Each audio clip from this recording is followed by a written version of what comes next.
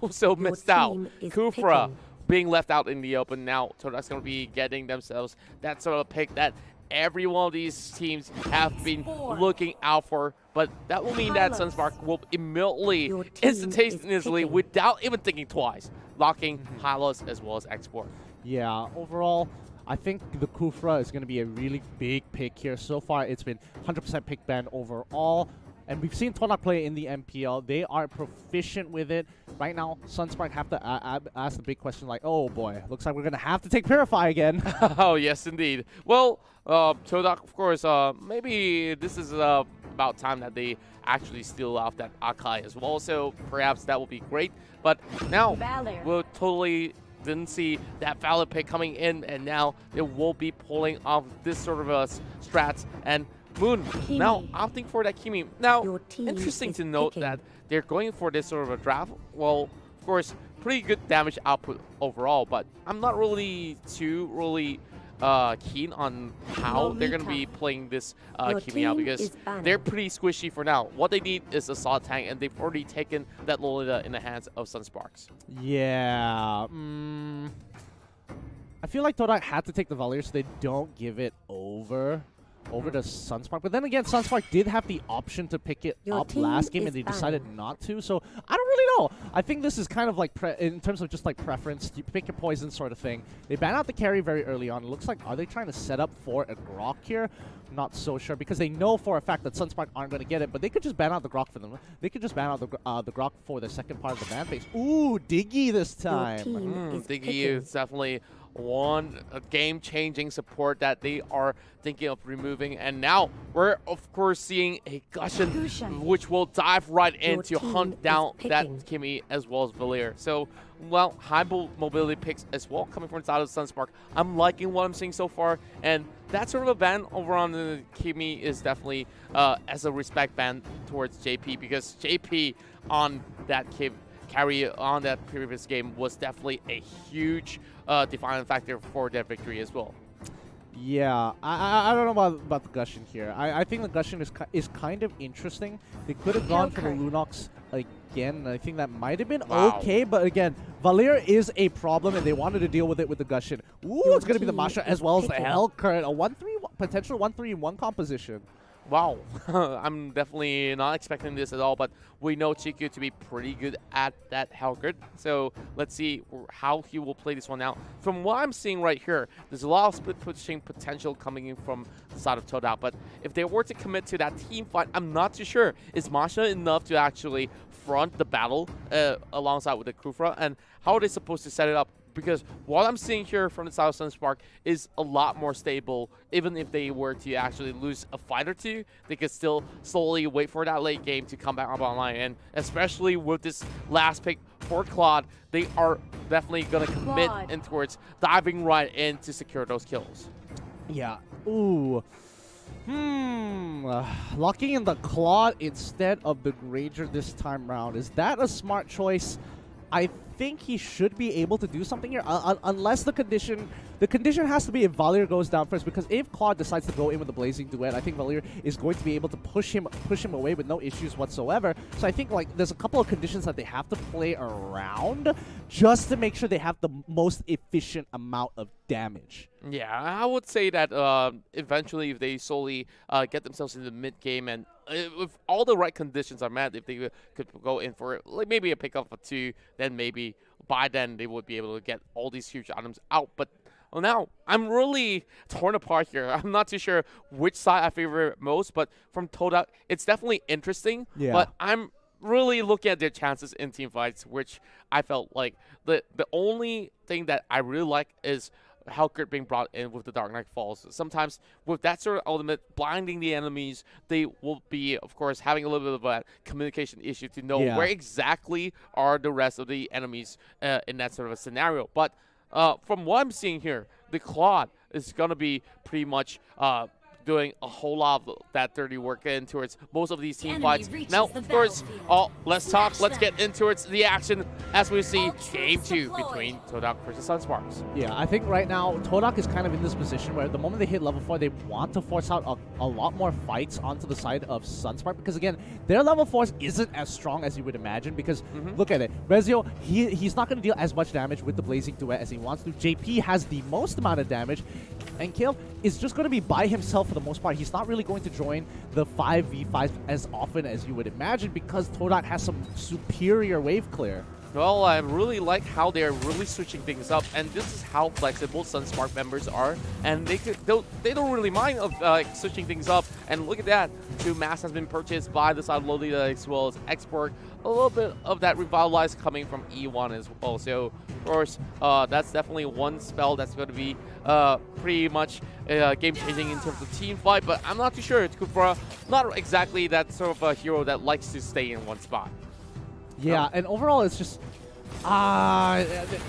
there's too many factors that's running through my head. There's too many factors. Like, it could easily go wrong. And I feel, oh, wait, here we go. We can already see that Moon is dealing good amount of damage to Revelation. He manages to get on out of the skedaddle. Chico's in trouble now. He gets hit by the sword spike. Oh, one more hit. Wasn't able to get that auto attack before the Shadow Blade Slaughter came back in. Fuskin is in trouble. The rejuvenation is not going to be enough. They trade 1 for 1. Beautiful 1 for 1. One inside the jungle and another on the bottom side of the lane as well. And wow, that was a little bit too close for comfort, as we saw Kill VJ almost dropping out as well. But Todak here, we're responding pretty well with that sort of rotation in towards the enemy's left side of the jungle was pretty much well effective. Now they're hunting out for another one, and they're trying to take down JP. E1 gonna go in. Oh, with the bouncing ball. Oh, just well played, E1 and Nanas. Just well played. The bouncing ball just locks him down. He can't do anything. Look at that. He wants to get out of there, but it's just he's not allowed to because of the bouncing ball. It restrains his movement every time he uses a mobility skill. It just locks him in place. Well played. Even if he uses that sort of ability to hop over the wall, the maximum charge was already pointed at him as well. So try as you can, but that was definitely going to be going in the hands of Todak anyways. And they managed to also secure the turtle at the same time after deleting him off. But wow, this is why a lot of all these teams don't want to even see Kufra being played. But look at Ivan now. He's trying to set things up. Bouncing ball being utilized. Ooh. And Renzio forced to use the flicker at such early stages. And here comes Fuzaken. They're going all in. Oh, instantly getting found. The Numenor Blast actually pulls them through. E1 is in trouble. He already has to use the Tyrant's Rage. They broke the turret, but they need something to kind of respond. But they don't have the damage. Masha in the back line. She needs to clear this up. She needs to clear this up as soon as possible. X-Ray is trying to run Renzio down. He needs to join the fight as the rest of the team is pulled back. Boom! He's trying his best. He's peeling backwards. Chemical Refinement. JP, he's in trouble. X-Ray. X-Ray. He has to do it. He's trying to get one last one. JP, he goes down. He wasn't able to get the sword spike up, and Renzio makes it out of there. Todak come up on top. Oh, that was so close. It could have gone either way. Oh, yes, indeed. And now let's have a little bit of a flashback of what just happened. Starting off, we saw Refusio, of course, being focused down by Todak, but because of that overextension, they managed to punish him. But after all of that, X-Ray came just in the nick of time. But E1 still managing to actually go in for those really huge knockups, and Renzio had to actually fall back. And we saw Moon, of course, chunking so much damage. He managed to take down the Halas, but JP, of course, stuck between this really awkward position. It's either they go into commit over Moon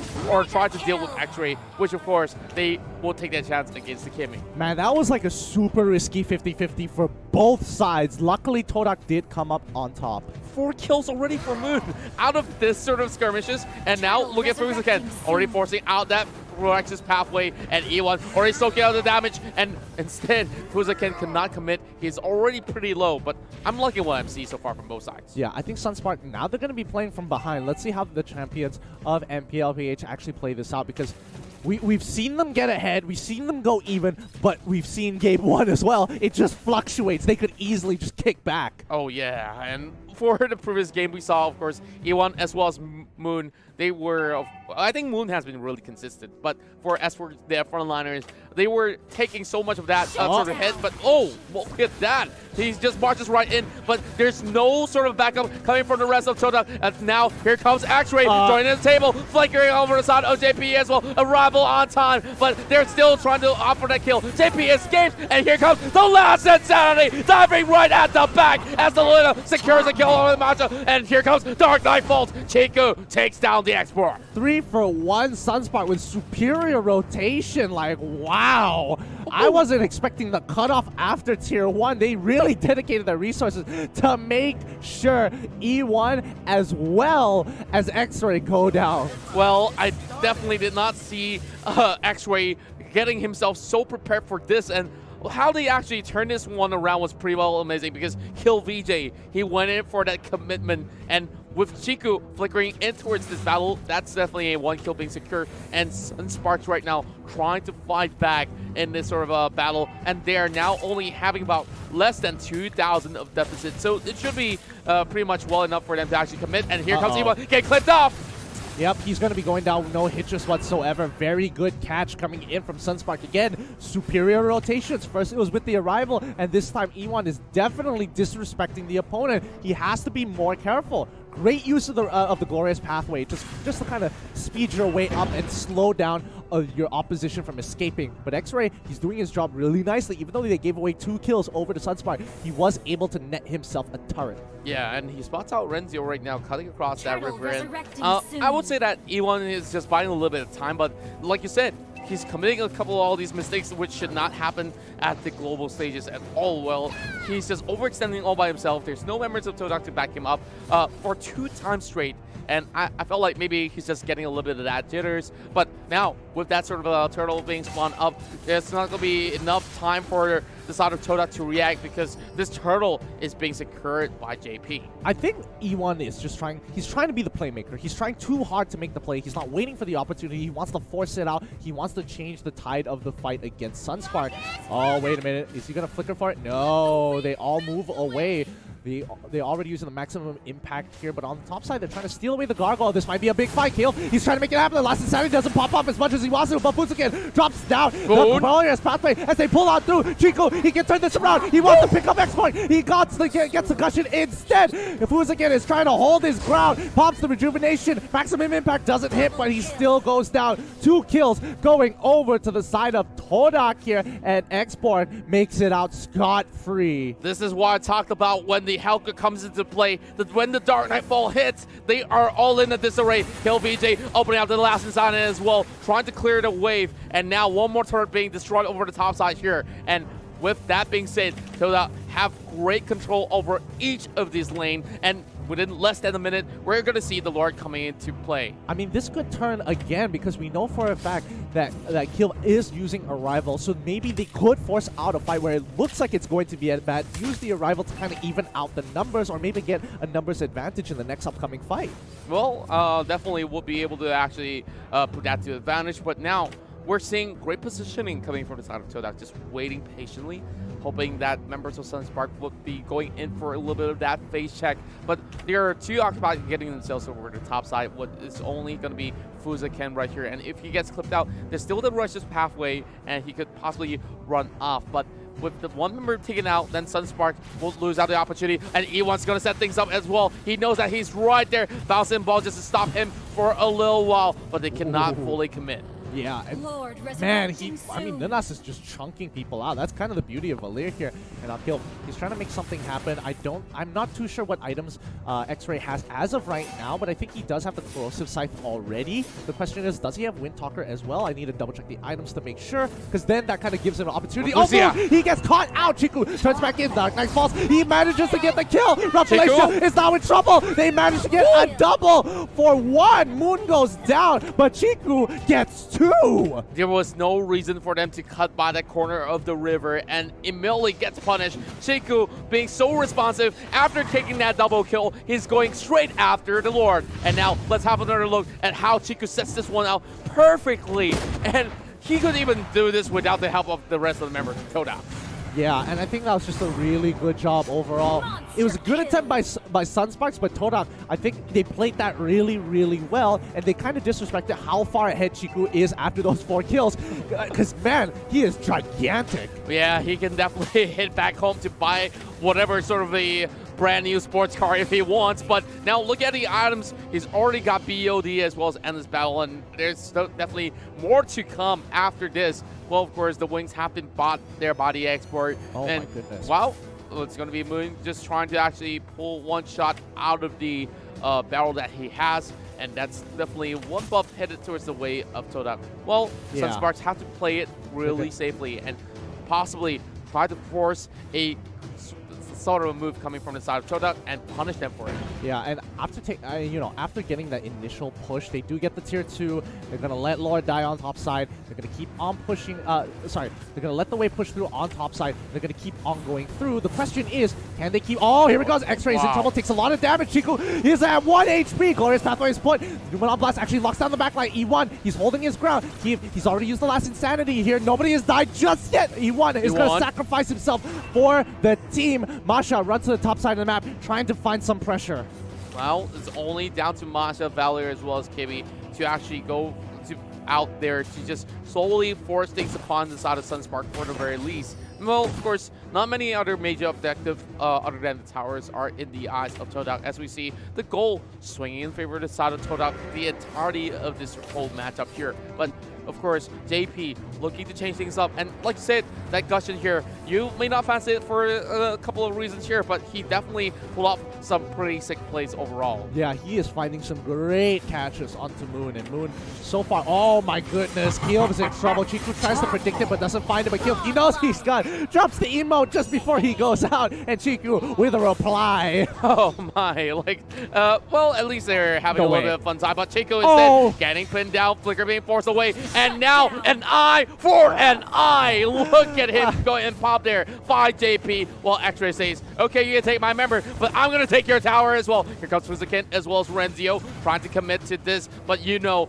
you cannot outchase this Masha. Yeah, she's not going to let herself die. She just walks away. 3 health bars still. And right now, they're kind of waiting on Renzio to get all of his items. He buys his Athena shield to kind of protect himself against Nanas as well as Moon.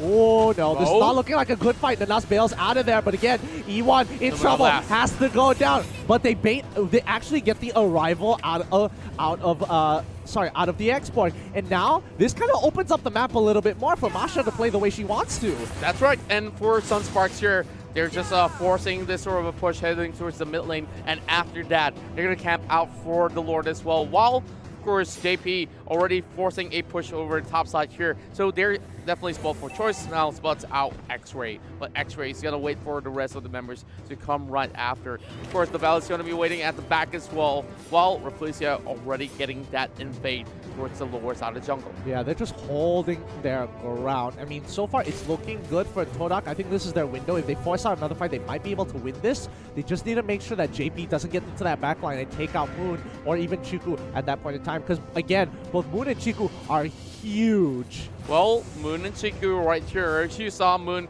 of course, playing a perfect game in the previous round. It was almost perfect for this game itself, where we saw Moon, the last time that he got a kill, he was deathless as well. So now getting caught out a few times. Speaking of getting caught out right here, Renzio forced to open up that blazing duet. That maximum charge will not land. And Todak here is still trying to open things up over the top side. Well, there will be that immortality in the hands of Kill VJ after a couple of minutes here, heading into the mid game. And now E1 once again causing a little bit of a flaw, but there is the Lord. They cannot afford to lose any members at all. Yeah, it really is going to be too difficult. Chiku here, he's just holding his ground. Lord is back up, and now both Sunspark and Todak, they want to contest this. Well, we're seeing them not really moving all too much of a muscle for the time being, but Masha doing Masha things, just waiting things out and hoping that they will fully commit to a fight, and the Masha will slowly break in towards the top side. And they're sending that export in towards the top, and maybe this is where Todak will try to respond as well, because they know it will be a 5v4. Great use of the maximum impact there. He doesn't want to walk up and use his range. Instead, oh wait, He's gonna. Wait a minute. Is he gonna make it out? Kenji can make it out. Yes, he Yes, can. indeed. Yes, he can. Yes. Oh. He makes it just in time, having to use his ultimate to escape. But this gives the green light for Sunspark to take it out. Xmark on the top side of the map, getting chunked out. But again, bottom side, they're gonna lose Lord for this. Can they steal it away? Chiku, he's here. He won! He won! Goes in for the steal! How is this even possible? Coming from the Kuna, and he also takes out the Gushin as well. They're turning things around, and there's Tamasha pushing to the top wave as well. And in the blink of an eye, Todak stats that one away. Now down to Ripizia as well as Renzio. Renzio doing some stuff as well. And for the side of Sunsparks, they're hanging on the thread. They're trying to defend the tower, and they will have to lose out Ripizia right here. Oh my goodness, that was such a huge steal. Rezio, he tries to go away. Maximum Impact does pick him up, and now Moon, he's just going to sit right in front of Revelatia's face. He's not going to let him go without a fight. Revelatia playing this well, using the chunks, but he goes down at the very end. They have already broken mid inhibitor. They want to break that one top side. And Keel, even though he used the arrival to protect himself, this is not looking good for Sunspark. That one steal might have cost them the game. They're going for it. Todak wants to end this.